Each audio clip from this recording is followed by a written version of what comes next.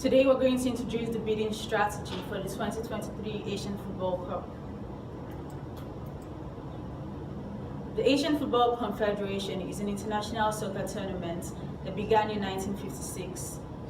In 2007, Australia joined the Asian Confederation and successfully hosted the Asian Cup in 2015.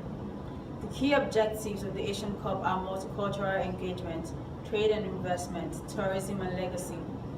Legacy can be defined as a multidisciplinary and changing over time post-event benefits that can be affected by a range of both local and global factors. Legacy in a sport event context can be seen as positive economic growth in the post-games period due to the building of infrastructure, increased knowledge base, and community spirit that is characterized by symbols. The 2015 Asian Cup was held in Australia from the 9th to the 31st of January 2015 and hosted in 5 cities, which were Sydney, Melbourne, Brisbane, Newcastle and Canberra.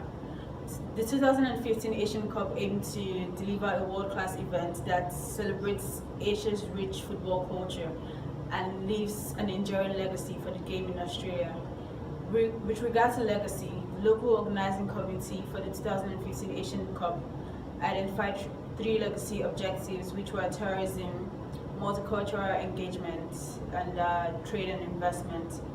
Now I'll be introducing my colleague Alice to talk about the tourism legacy.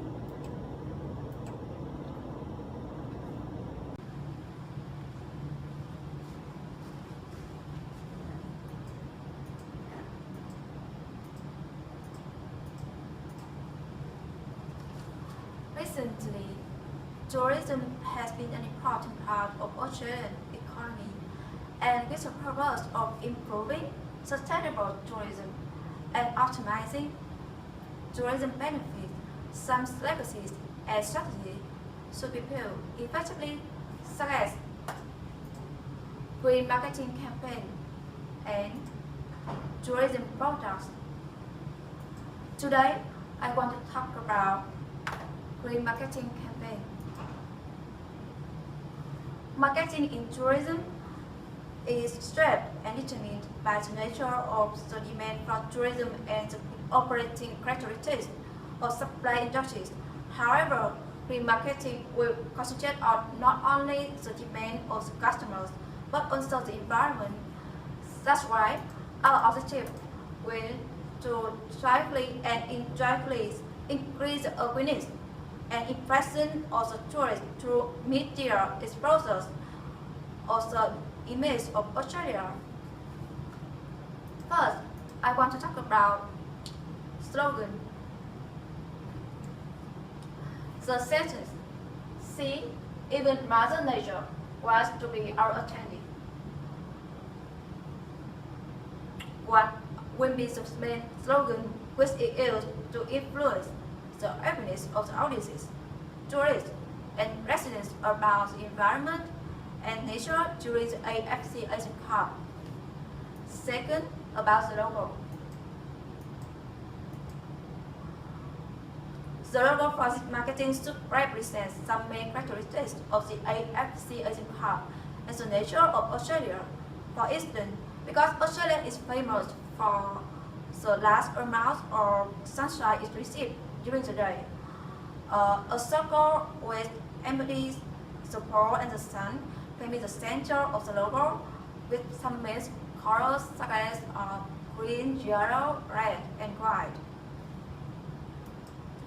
Finally, social media and our media will support as the important tool for our campaign. Some predominant social media platforms such as Facebook, Twitter, YouTube, and Instagram will be employed to spread the green message. Some hashtags such as even Mother Nature, or Here's the Nature will be run consistently during the AFC Cup based on the slogan, "See, even Mother Nature wants to be our attendee." Promoted tweets and printed tweets will be utilized, and we also plan to get customers, partners, and influencers involved in image video creation regarding Australian natural environment through Instagram. Celebrity branding will be employed to optimize our campaign.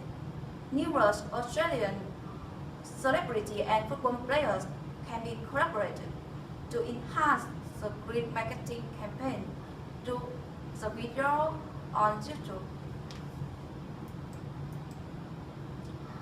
Our home media will be used to spread the slogan or the key message to report, study, and so on during the 2023 AFC Asian Cup to raise the awareness of the audience about environment and the beauty of nature in Australia. There are also some internal stakeholders that are believed to be in charge of these campaigns, such as Australian government, Australian Tourist Industries Associations, National Environment Protection Council, the local state tourism organization in the state of the host cities, and so on, non-governmental organizations, and some related informal alliance will assist to conceptualize the potential impact of the campaign on the environment in Australia. And now it's time for Sudan to talk about tourism products.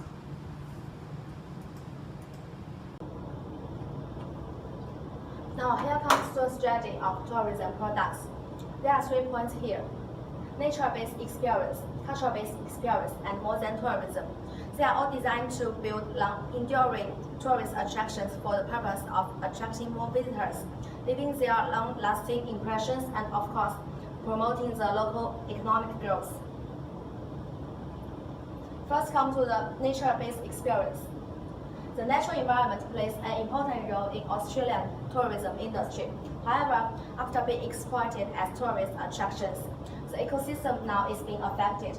We should interact with the ecosystem with the least destruction. In order to obtain the long-term benefit from the natural tourist attractions, the government of Australia will set regulations of balancing the number of visitors and prohibiting various undue activities in the natural tourist attractions. A video which contrasts the unspoiled area with the damaged area will be used to spread the message that we should protect our Mother Nature. The non-government organizations will provide guidance of biodiversity conservation for the public. The next is the cultural-based experience. Each city has their own unique characteristics. In order to leave tourists long-lasting impressions, we will organize different campaigns based on the site and the location to highlight their best attractions. The first campaign is the Wine Festival in Hunter Valley in Newcastle, which is one of the best-known wine regions. We will hold a 2-week wine festival here before the football event. Tourists can taste the wine, authentic wine, learn the history about the wine, and experience winemaking here. The Tourism Australia will in charge of this campaign. The local businessmen who produce wines can participate in to sell their products. The Safety Institute of Australia has to ensure the safety of the destination. This is the wine festival, and this is the winemaking process. The second campaign is to organize an exhibition about Aboriginal culture to promote the indigenous culture and evoke awareness of people to preserve their Asian culture. People will be introduced with history, lifestyle, and some football games about the Aboriginal people, and it also provides them an opportunity to experience their real life. The local cultural institution in partnership with Tourism Australia will take in charge of this campaign. This is the Aborigines. The last one is a surprise that the hosting cities want to provide for tourists in order to build the image of amity and hospitality of Australia. The first is about the hotel. Each hosting cities will rebuild a football-themed hotel. The decoration of the hotel has the elements of AFC Asian Cup. Different rooms represent different football teams. The tourists can choose the room of their favorite football team. After the event, these hotels will be recovered to their original appearance. And the Tourism Australia will assist local business to finish this project. This is decoration of the room. And this is food, all about the AFC Asian Cup. Another one is the service. The government of Australia, in partnership with non-government organizations, will train 10,000 volunteers who can speak multiple languages of the world with professional services to provide assistance to those people who need help, such as when they face language problems or when they need consultation. After the event, the service will still be supplied, but the number will be cut down. And the service will start from the airport to the grand hotels, some best-known restaurants, some famous tourist attractions, and even the football game event the scene of the football game event. Now is the conclusion of the sustainable tourism. It includes the conservation of the nature, the respect for culture, and of course the economic benefits for the local people. That's why it is essential to use the 2023 AFC Asian Cup as a catalyst to enhance the sustainable tourism in Australia. Now welcome Anna to introduce the multicultural legacies. Now let us talk about the cultural legacy. The first one is football education for some Asian countries. As we know, football is the most popular sport in the world. And in Asia, there are over 18 million football players, over 18 million people playing football, and the population will increase to 380 million in 2022. And Australian football team joined the AFC in 2006, so it only participated 2 times of AFC, but last year it won the championships of AFC. So if Australian is famous at the rugby, but also make a lot of achievement in other sports like tennis or swimming. And those Chinese athletes, they come to Australia for training. So why not football? We have 2 strategies to make it come true, this idea come true. The first one is provide scientific and systematic football educations. 3 institutions have to take in charge: Football Federation Australia, Australian Football College, and Australian Sport Academies. The second one is universities across Asian countries. They have to create more football projects offered to international students or potential football players in the future. Government have to guarantee those institutions. Government have to guarantee institutions who have the certification to offer football educations, and also they have to help those football players to easily to get a visa and come to Australia and get training. In order to make it continuing, government department and the football institutions, they have to make sure football players get trained properly. Local communities and language schools, they need to help football players increase their language skills, also help them to get used to Australian life.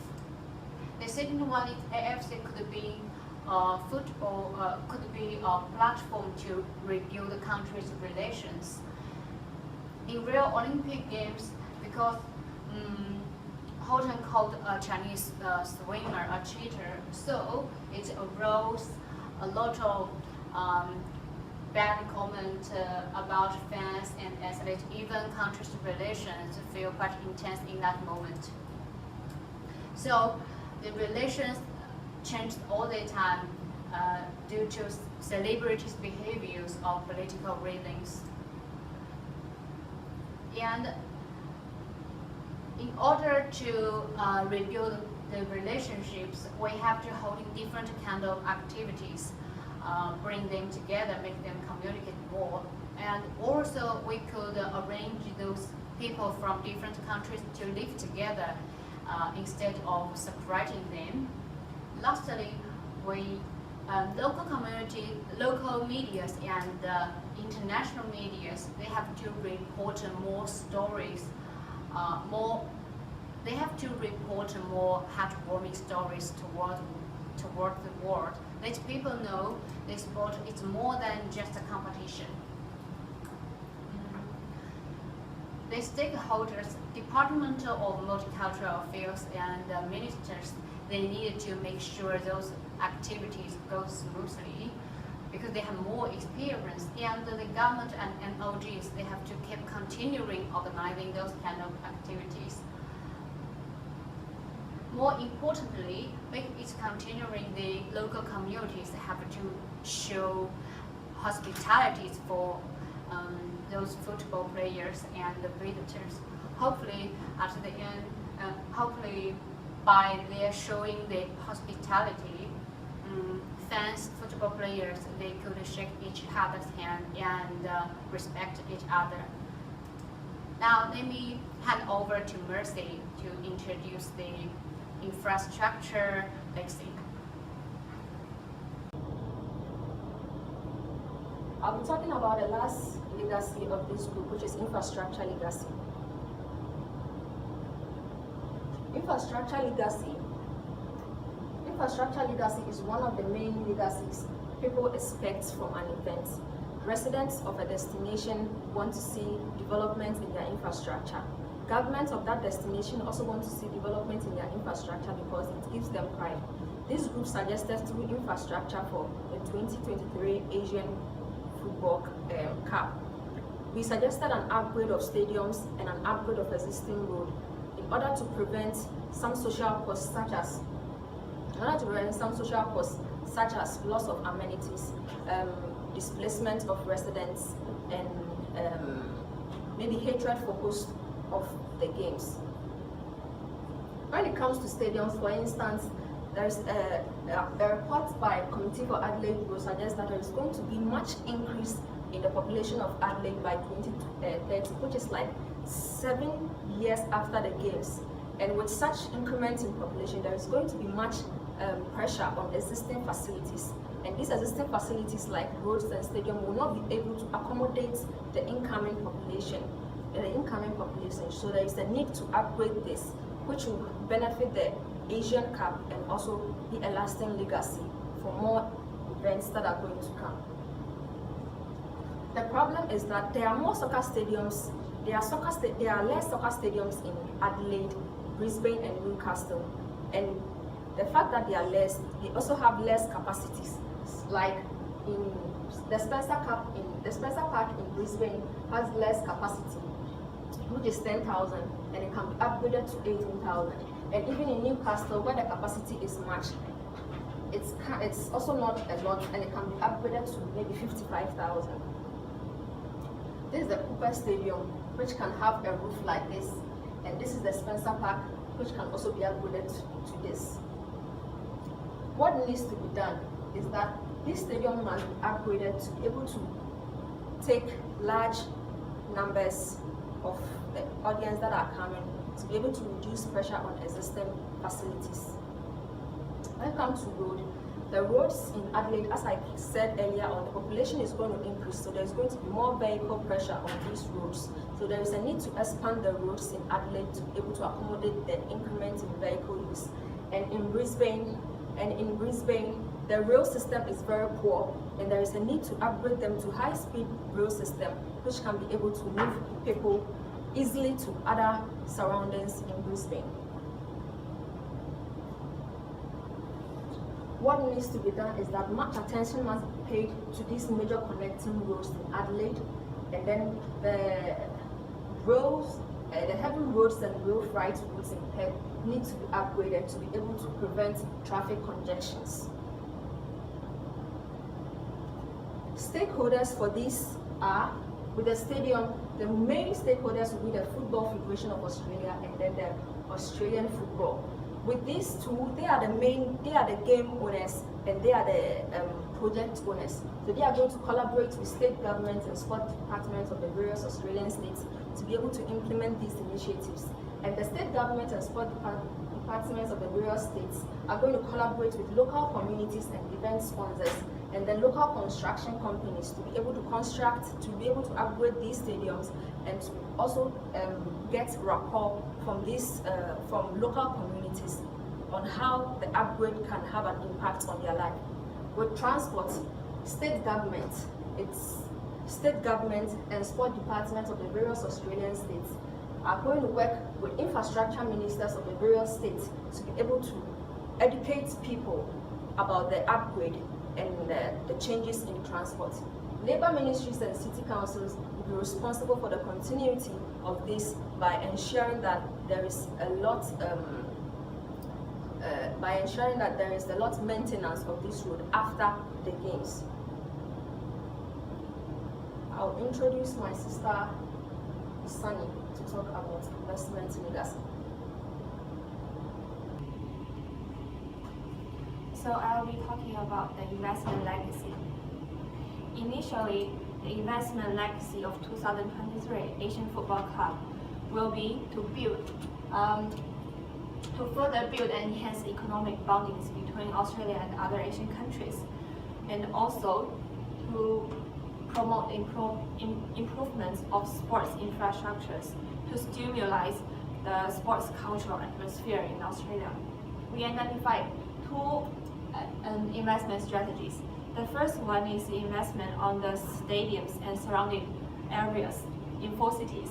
So our main focus is to concentrate on the development of the cities such as Perth, Brisbane, Newcastle, and Adelaide, where the sporting facilities and infrastructures are not as sophisticated as Sydney or Melbourne.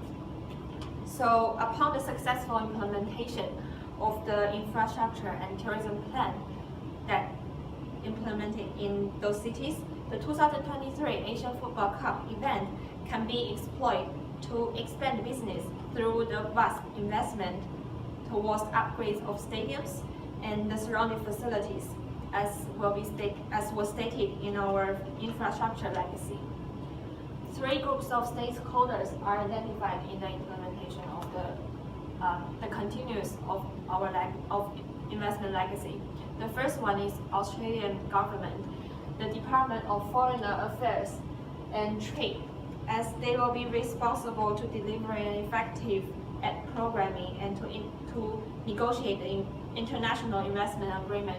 The second one will be the individual state governments, as the Department of State Development will be responsible for the continuing of this legacy by providing business matching services for international and local business to assist the development of investment.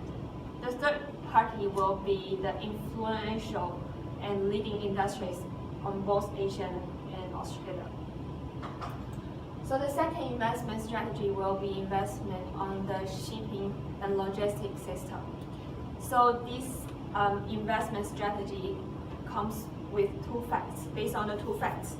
The first fact is the execution of free trade agreements between Australia and Japan, China, Japan, Korea since 2014. And there's a trend that those countries will have a high demand of natural resources and agricultural goods in the future years. The second fact is that Australian car manufacturing industry already shutting down, which means that Australia will no longer have its own car manufacturing line in the future and will mainly relying on exporting from Asian countries such as China and Japan. So the Asian Football Club in 2023 can be a great way to build a stabilized trade partnership with those countries in the foundations of having a sophisticated and cost-effective shipping logistic. The investment is expected to leave a legacy that will continually boost cities' economy through the harbor's trade and commerce. The main investments include the construction of facilities and equipment of the port of Perth and Brisbane, as those cities will have the geographic advantage to Asian countries. The second one is recruitment of shipping industry specialists to manage the international ship business. And third one will be the purchase of very large crude carrier. Also, three groups of stakeholders identified in the continuance of this legacy. The first one is Aussie Trade, as they will be responsible to promote and attract facilities and facilitate foreign direct investment to Australia. The second one is Western state government and Queensland state government, which they will be work and collaborate with shipping industries. The third stakeholders will be the leading shipment industries, such as NYK Line Japan, one of the oldest and largest shipping companies in the world, and also the Tour Group, which is the largest Australian-based transportation and logistics company. And now let's invite Mercy to conclude the whole legacy plan for us. So that's it for our legacy for the 2023 Asian AFC Cup. And to conclude, we say that leveraging the legacy can embrace the image of Australia that is likely to evolve due to the AFC Asian Cup. And we believe that hosting the 2023 Asian Cup in Australia will be very beneficial to Australia, and it will help improve economic. It will help have economic impact, social and policy strategies for every host city that try to host the Asian Cup.